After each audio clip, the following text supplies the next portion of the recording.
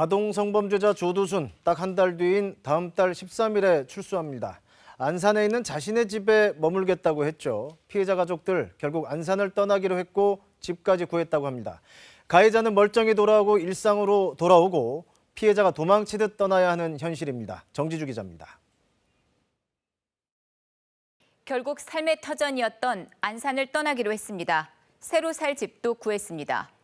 피해자가 도망가는 모습 보이기 싫었습니다. 그래서 안산에서 살아보려 했습니다. 하지만 12년 만에 딸이 마음속 이야기를 꺼냈습니다. 너무 힘들었다.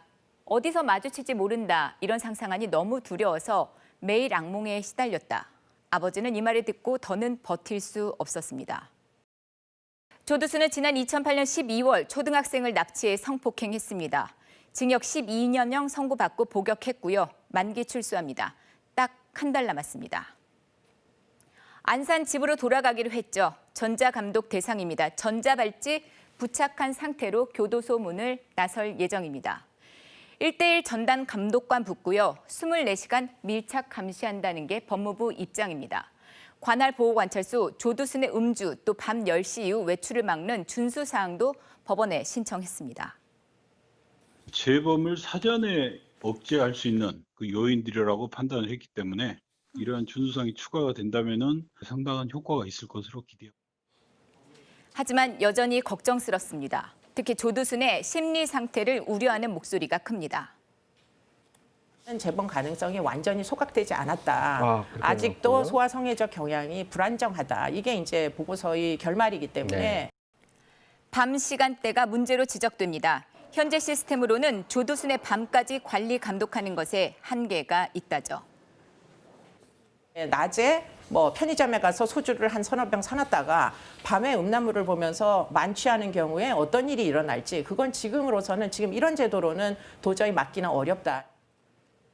그래서 이른바 조두순 격리법이라고 합니다. 보안시설이 있는 곳에서 관리 감독하자는 이 보호수용법이 발의가 됐습니다만 국회 통과 얘기는 아직 없습니다.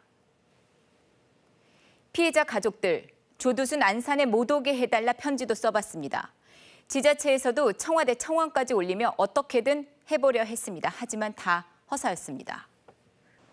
CCTV 대폭 늘린다죠. 다음 달까지 안산 지역에 148대 추가되지만 같은 장소가 중복됐습니다. 실제 늘어나는 방범 지역은 38곳에 불과합니다.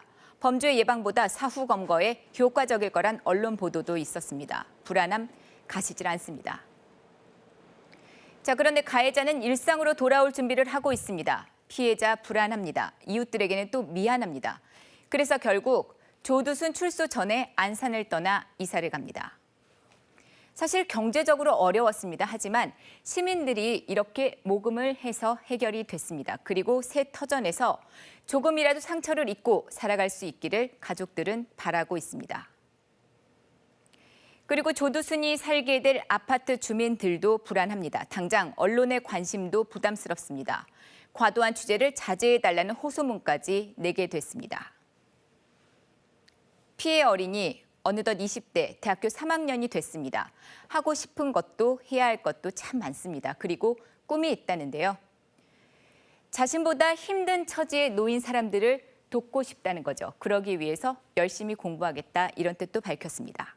KBS 뉴스 정지주입니다.